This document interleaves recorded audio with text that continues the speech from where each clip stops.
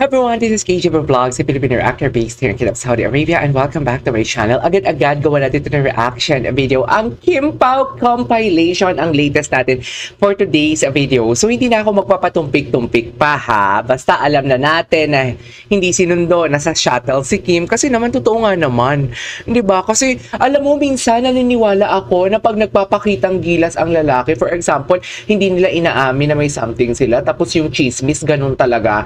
Yung tipong alam mo yung chismis is parang ay sila yan. Tapos hindi naman sila pala. Alam mo yung mas lalo mong aasarin. Alam mo ba yun? Mas lalo mong aasarin just to satisfy the buds of other people. Like for example, ako, chismis ako na ay kayo yan no. Tapos hindi naman totoo. Pero alam mo yung sige gusto nyo pala ha. Sige, bigyan natin yan ng anong susunduin ko yan sa airport. Kasi kung susunduin talaga yan sa airport si Kim, tapos hindi naman sila, parang alam mo yung, tapos, kung susunduin si Kim, tapos sa airport sila naman talaga, parang alam mo yung, ay, over naman ito. Parang over-showy na ito. Parang alam mo yung masyado naman itong nagpapahalata and whatnot. Naalala niyo yung sinasabi ko palagi na mas okay talaga sa akin, na sana hindi na lang sila umamin, sana sa kanila lang talaga dalawa, kasi parang alam mo yung excitement, yung analysis natin, yung tumatakbo yung utak natin, yung may assignment talaga tayo na dapat natin gawan ng konklusyon and whatnot, and bahala na tayo kung tama man yun or hindi. Basta, atin yun, opinion natin yun. Pero sana, alam mo yung hindi naman tayo sumobra like katulad ng mga fake news peddler. Okay? Kasi naiinis ako. Alam niyo bakit? Dear, naiinis ako sa basher. Totoo lang, Kim Pao daw siya. Pero sabi niya talaga sa comments, ayoko naman sana ito i-tackle dito. Kasi syempre good vibes lang talaga. Pero, I don't know kung Kim Pao man siya talaga, sana maintindihan mo nanonood ka dito. Na parang, si Paolo daw nasa Venice kasama si Janine. Hoy! May show sila sa US. Di, alam mo ba kung saan yung Venice? Yun totoo. Totoo, paano makakalipad dun si Paolo sa Venice? Ha? Diyos ko din. Alam mo, nagugulo na talaga ako. Minsan talaga nakakahiya talaga maging Pinoy eh. Sa totoo lang. Nakakahiya talaga maging Pinoy. So without further ado, let's all watch this. Alright. Ay, sino kasama niya? Sino alam mo ka na kahapon? Ay, nasa California. Ontario ba yan? Ontario, Canada yun, di ba? Anyway, sino yung kasama niya? Kanina, kahapon ko pa nakikita yung kasama niya yung kulot. Sorry hindi ko kasi kung kasama mo siya sa glam team ni Kim or what. Hindi ko talaga alam kahit si Sir David yung sinasabi ninyo, hindi ko talaga alam na yung tipong yung glam team talaga ni Kim. So, ni Kim. So, please, wag niyo akong i-bash or what, intindihin niyo ako. Pero, sino yung girl? Sino yung dalawang girl actually? Yung naka-pink, yung sa left and right ni Kim. Actually, nagsasayaw si Kim. Grabe yung energy ni Kim, no? Sa totoo lang, grabe talaga yung energy niya. Hindi lang yung tipong basta lang siya nagpa-perform din. Pag may performance siya sa mga ASAP and everything. Basta bilib na bilib ako sa stamina niya. Kasi kung ako niyan, to think ang flight sa Saudi is 9 hours lang. Di ba? Connecting, hindi yan connecting flight, direct flight pa yan. To think, ay, kina Kim ata, hindi ko lang sure kung connecting sina Kim. Connecting ba? Feeling ko connecting. Feeling ko direct naman. Pero may mga connecting sila. Like for example, from Abu Dhabi kasi nakikita ko talaga na parang, ay, hindi ako sure doon. Pero kahit connecting man or direct flight, ang layo kasi ng Amerika, di ba? Ilang oras ang biyahe? Di ba? Almost more than 12 hours if I'm not mistaken. Pero yung stamina niya talaga na parang oh my God, hindi ko kaya yun. Na parang pag ako yan, magkakasakit ako niyan talaga, dear, sa pagod. Imagine, 9 hours lang 9 hours, pero nakaupo ka kasi. Pero alam mo yung napapagod ka na. Pero siya talaga, may workout na ganap and everything. Kung sa bagay, kung mahal mo talaga, gagawa ka talaga ng paraan. Charis! Di ba? Naniniwala ba kayo? Kung mahal mo talaga, gagawa ka ng paraan kahit pagod ka, babangon at babangon ka. Parang sabi nga nila, kanino ka bumabangon? Chika lang, di ba kaya? Nescafe, alam nyo na, baka maunahan pa kayo. Go nyo na yan, Nescafe. Sinasabi ko sa inyo, para kanino ka bumabangon. Tapos yung scene talaga dun sa paano ka, yung tipong sa paano ka kung para kanino ka bumabangon, yung ipapakitang clip dun, yung sa WWSK, yung nasa kama sila, yung after magbabae sa aquarium ni Kim. Yung after niya buhatin at magkainan sila ng labi. Ganon, di ba? Nescafe, binibigyan, naku, dapat kukunin ako ng business development ng mga brands kasi yung mga idea ko parang Bongga! Charis! Nagbuhat ng bangko. So, yan, tuloy natin to. Uy, thank you sa ayuda. Ganda ni Kim. Grabe, yung payat niya talaga, no? Tsaka, you can really see sa face niya ni Kim na she's happy kung ano man meron siya ngayon. She's really, really happy. Kahit ang dami ng trabaho niya, kahit pagod na pagod siya. Alam natin, tao lang din naman si Kim. Alam natin talaga na napapagod siya. So, parang alam mo talaga na happy siya, actually. Anyways. Ay! Saan to? Kahit nakatagilid.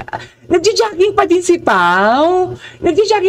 Pero wait lang, alam mo, may nabasa ako. Hindi sila magkatabi sa bus, no? Hindi sila magkatabi sa bus. And hindi ko nga nakita si Pao doon sa bus eh. So basically, doon sa shuttle. So sino ba yung kasama niya? Basta parang familiar din, basta kalimutan ko na yung pangalan. Pero hindi sila magkasama sa shuttle. Ayaw talaga nila machismis, dear. Sinasabi ko sa inyo, talaba. May talaba ako sa lalamunan. Kakagising ko lang. Kakaligo ko lang. Tapos kakagising ko lang. Pero alam niyo yung sinasabi ko talaga sa inyo. Dear, tinitipid nila tayo sa ayuda. Pero dahil ihanda natin talaga dahil ang ating mga sarili pagdating sa ASA performance. Sila kayo mag-ililihi. Kita sinaiya. Ginahambalan ko kamo. Sinasabi ko sa inyo. Iihi talaga tayo sa kilig talaga for today's video. Tinitipid nila tayo eh. Hindi inuubos ng Kimpaw ang energy natin for today's video. Because tinitipid talaga nila tayo. Kasi gusto talaga ng Kimpaw. Serve nyo yan sa performance namin at baka hindi nyo kayanin for today's video. Ganon yun. Di ba ganon naman talaga sila? Pasabi, yung tipong tatahimik lang sila.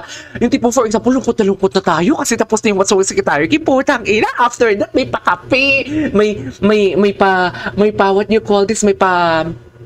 May pa-jogging sila, yung tipong alam mo yung kahit bagyong-bagyo talaga nagugulat tayo, kala natin walang ayuda kasi nag-expect tayo sa showtime tapos pala, naglapag ng ayuda, nag-workout for today's video, di ba? Kaya yun yung sinasabi ko na, alam mo yung feeling ko, tipid na tipid talaga sila sa atin, tipid na tipid talaga sila magbigay ng ayuda for today's video, because sinasabi talaga nila na, ano nyo yan, ikalma nyo yan, i-reserve nyo yan sa ASAP, di ba? So yeah, tuloy natin to. Ay, baka sa ano nila ichichika, isi-spill ang movie nila sa ASAP?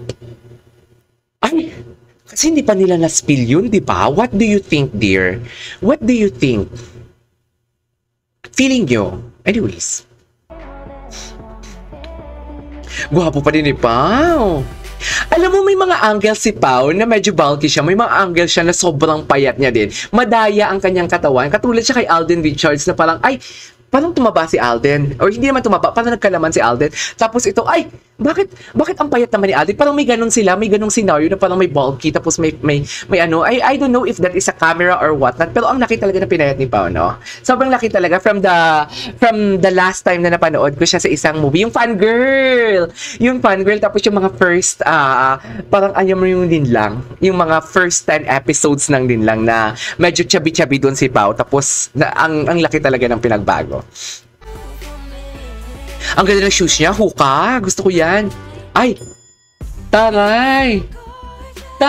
Ano na, Kim? Feeling ko bibisita si Kim kay Chris Aquino, no? Love na love to ni Chris Aquino, di ba? Masasabi mo talaga na mabait ang isang tao kung naipapasok ka ng isang, alam mo yung maliit lang ang circle. O alam naman natin na marami talaga kakilala si Chris, pero konti lang talaga yung circle ng yung tipong alam mo yung friends niya na pinapapasok niya sa buhay niya. Isa na dyan si Erich, ayan, si Kim. So basically talaga masasabi mo talaga na mabait na tao si Kim. And to think nakapasok si Kim sa puso ni Vice, di ba? Alam mo kami kasi mga Bex, kami mga Bex, oo, friendly kami, pero alam mo yung piling-pili talaga namin yung pinagkakatiwalaan namin or masasabi namin sa circle of friends. Ako, I have a lot of friends. Seriously, makikita mo yun sa mga pictures ko kung nasa Pilipinas ako, iba't ibang taong kasama ko.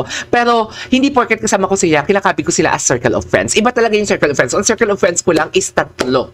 Tatlo lang talaga kami. Yung tipong nag-share ako ng story, yung tipong alam mo yung may GC kami, ganun. Kasi yung mga tao talaga na, alam mo yung nakakasama ko minsan sa party. It's just like nakakaalam mo lang yun eh, na kami, tara, halakad tayo, ganun. Alam mo yung biglang yayaan lang talaga. Pero yung tipong alam mo yung pag may problema ka, hindi mo machika yung totoo, something like that. Kasi feeling mo, hindi naman kami solid na ganung ang friendship eh.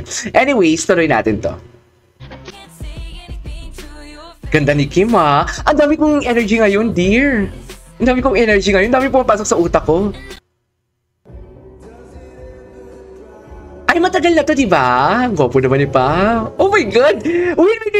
Can you explain to me? This was asap natin to na hindi pa sila close. Is that right? You can see the difference talaga, no? Actually, sa Biroka pala. Pero sa Biroka, alam mo, nasisweetan ako sa Biroka sa kanila. The way yung mga titig.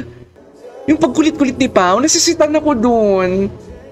Pero ngayon talaga, hindi na to sweet eh. Love na talaga to. Charis, ay napanood na natin to. Saan sila?